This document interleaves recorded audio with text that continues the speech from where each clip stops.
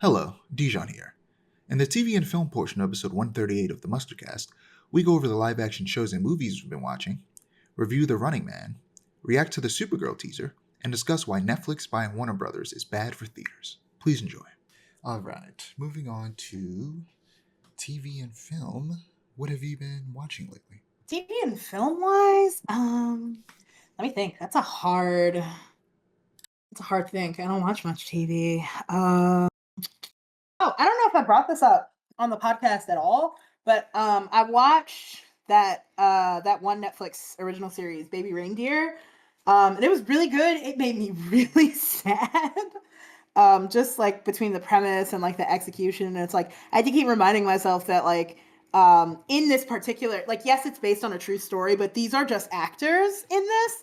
And the guy that wrote it is also like he plays himself in it, and like he does a really really good job at like kind of making that making the story seem like both something that really happened to him and also like a dramatized version of events. And I haven't like seen that kind of acting in ever, I don't think, and it was really nice to see.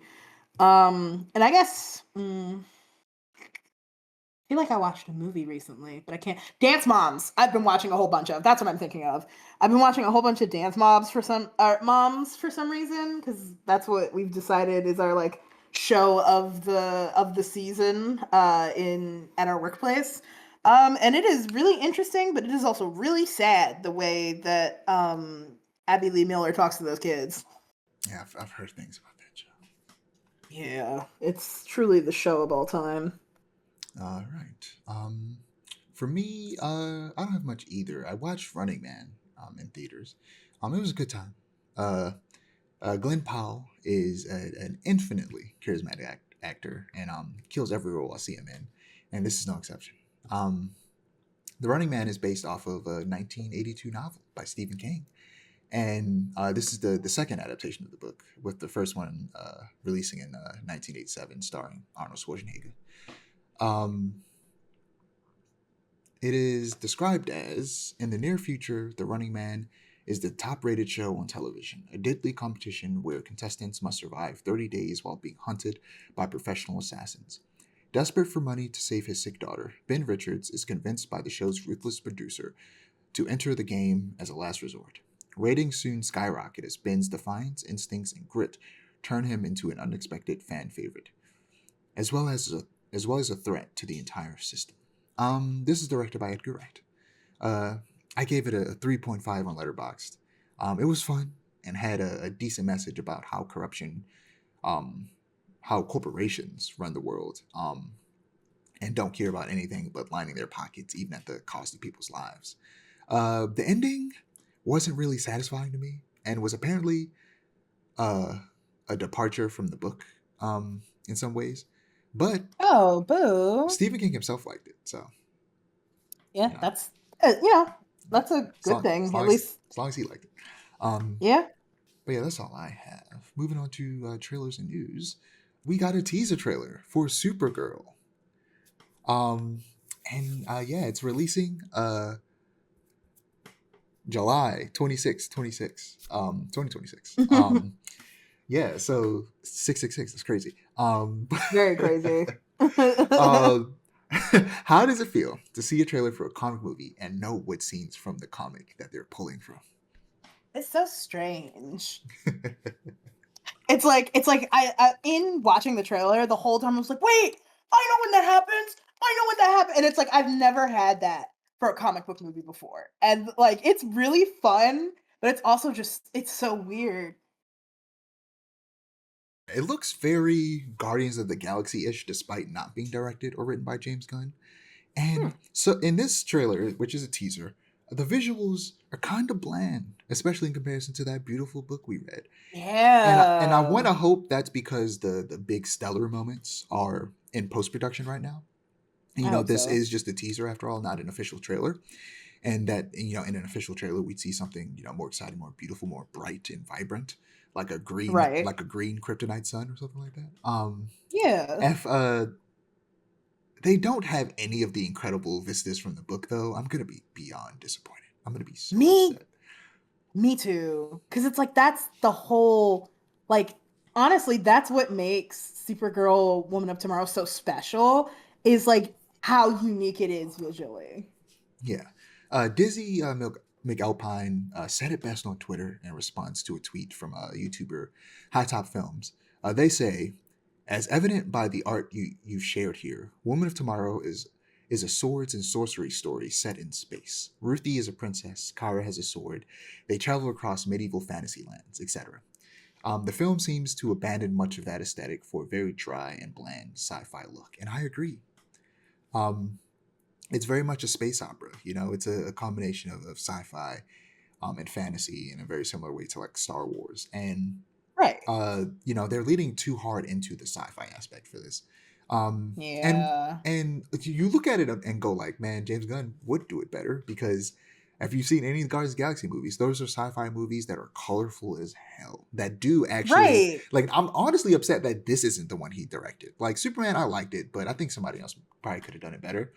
Supergirl, Mm. though, I think he probably would have been the right person for Supergirl, based on his work on Guardians of the Yeah. Galaxy, because that one is a spacefaring story, and we've seen him do that before. And I kind of wish he directed this because visually it would look much better if he did. For But sure. again, it's a teaser. It might be better. Um, I hope so. but she had a line that I forgot to write down that was like beat for beat directly from the comic. Oh, she said she was talking. Ruthie asked her like, "What was it like to see your planet die in a day?" And she said the line from the comic where she said, "Krypton didn't fall in a day. God's not that kind." And that's exactly what she said in the book Mm. when Ruthie asked her that. And then another thing she says, and I can't remember if it's from the comic or not, but it was just a good line. She says, no, I think it was that she did say in the book. She said that Superman sees the best in everyone. I see the truth. And I'm like, Yeah, no, that was directly from the comic because I remember that line. It it, stuck with me. it looks good. It looks good. It does. I have faith. I have faith too. And you know what? You know I have faith because I'm gonna go see it in theaters. You know me. Me, you, It and takes a lot. you, and Bree got to go see it together. For sure. That would be fire. Yeah, me, you, Bree, Christian, we all got to go see it together and then talk about it on the pod. Dude. Yeah. But next, we have Netflix and Paramount are attempting to buy Warner Brothers. And this is the biggest threat to movie theaters and physical media we have ever had. In recent memory. SAG-AFTRA and many other TV and film guilds and unions are staunchly against this purchase, and so should everyone listening right now. Right. It was bad enough that Disney was allowed to buy Fox. Now Netflix is attempting to buy WB and become just as big of a monopoly. One company owning everything isn't a good thing, especially when that company has been trying to kill a very specific aspect of the film industry for years. And Mm-hmm. the company they're attempting to buy has been one of the last bastions of that corner of the industry. Competition breeds innovation and it keeps the cost down. And when everyone is trying to fight for our money, you know, they can't afford to get too expensive because otherwise nobody's like, we're going to go to the cheaper Gonna thing. buy it. Um, Right. but if Netflix buys WB and folds HBO into Netflix, like Disney did with Hulu, then kills theaters, you can bet that the price of Netflix will become higher than Netflix and HBO are right now combined. Oh And yeah. there would be nothing we could do about it because they would own half the damn industry. So it's either buy it or just sail the high seas. Yeah. Um, also, like we're saying, theaters. Netflix's CEO Ted Sarandos previously said that people want to watch movies at home rather than in theaters. He said, Which is not true. "What is the consumer trying to tell us? That they'd like to watch movies at home. Thank you. The studios and the theaters are duking it out over trying to preserve this 45-day window that is completely out of step with the consumer experience of just loving a movie." This is coming from Ethan Shanfield at Variety, and that's just plainly not true. Like you said, movies are not in theaters long enough for people to have this thought, and people are asking for movies to be in theaters longer. Right. I feel like Sinners is a great example, which is a film that's produced by WB. Um, and Like Ryan Coogler convinced everybody to go see that movie in theaters in IMAX because he just talked about how cool IMAX is, and it finally turned me on to how cool IMAX is. Um, Mhm. like people want to see movies in theaters, but also my thing is, movie theaters don't hurt Netflix. Right. Like offering people the unparalleled movie theater experience just for a little over a month before it hits digital and streaming does not significantly harm Netflix. They're just greedy and want everyone's attention and money on them at all times. If it was up to them, we would Right. be living in the Wally world where we're all just floating in chairs watching Netflix. Netflix also sent out Hilarious. an email confirming the purchase, even though it hasn't gone through yet. I don't know if you got that email. Um, I but did, unfortunately. Wetter Schneider on Twitter says Netflix is phrasing it like it's a done deal, but confirmation/approval doesn't happen until the end of 2026 or early 2027. This is called manufacturing consent.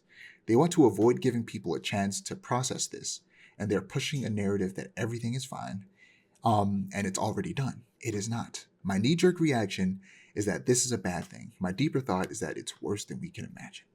HBO Hmm. needs to stay its own company and its own player in the wider um, film and TV game. Like, this is crazy. This is ridiculous. Right. It's absolutely absurd, even. This should not be happening. I feel like this was David Zazav's plan. He just wanted to Yeah, sell it and probably. make more money and be done with it.